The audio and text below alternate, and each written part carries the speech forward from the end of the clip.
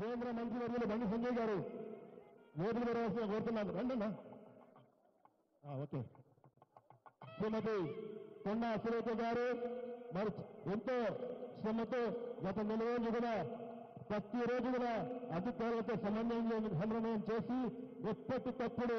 చిన్న చిన్న ఇష్యూస్ కూడా మేడం గారు వారు తీసుకొని ఎలాంటి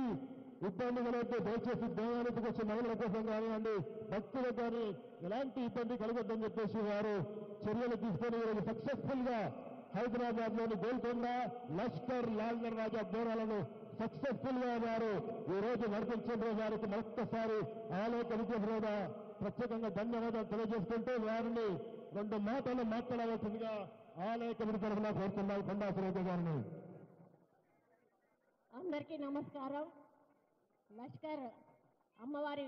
మరి మహంకాళి అమ్మవారి బోనాల ఉత్సవ సందర్భంగా ఇక్కడ అన్ని ఏర్పాట్లు చేసి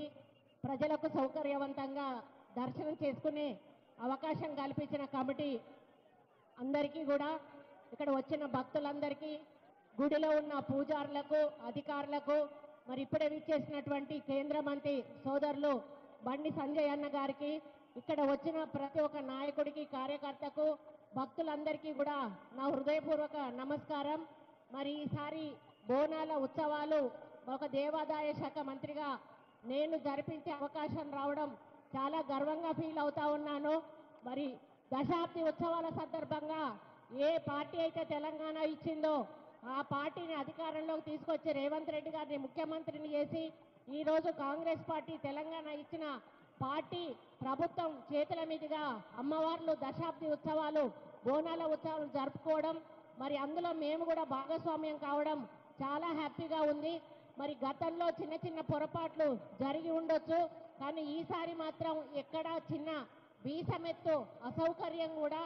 మరి బోనాలు తెచ్చేటువంటి భక్తులకు కానీ, దర్శనానికి వచ్చేటువంటి ప్రజలకు కానీ కలగొద్దు అని చెప్పి మేము చాలా మీటింగ్లు కండక్ట్ చేసి అన్ని డిపార్ట్మెంట్స్ను కూడా కోఆర్డినేట్ చేసి, ముఖ్యంగా పోలీస్ బందోబస్తు ఎక్కువగా పెట్టాలి, చిన్న పిల్లలు ఉన్నటువంటి తల్లిదండ్రులను కానీ, ముసలి వాళ్ళను కానీ, మహిళలను కానీ, అదేవిధంగా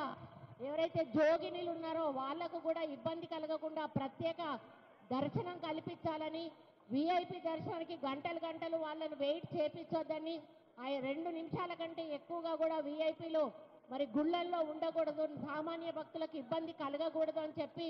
అన్ని రకాల ఆదేశాలు కూడా ఇచ్చి, మరి ఈసారి బోనాలు ఎక్కడా కూడా చిన్న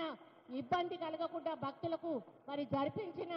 ఘనత అన్ని డిపార్ట్మెంట్లది అని చెప్పాల్సిన అవసరం ఉంది. ఎక్కడ ఉన్న కమిటీలు అక్కడ కూడా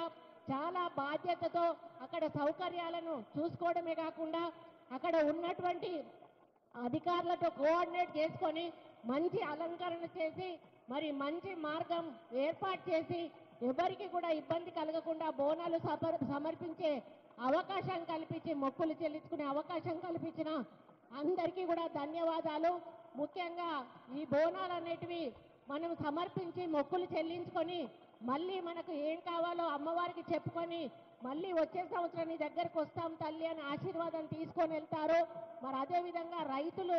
మంచి వర్షాలు రావాలని, మంచి పంటలు పండాలని, మనం ప్రజలందరం కూడా ఆరోగ్యంగా ఉండాలని, మనం తెలంగాణ అభివృద్ధి పదంలో నడవాలని చెప్పి నేను అమ్మవార్లందరినీ కూడా మొక్కుకుంటూ మరి రేవంత్ రెడ్డి గారికి ఒక స్థైర్యాన్ని, ధైర్యాన్ని, మరి ఆర్థిక బలాన్ని కూడా ఇచ్చి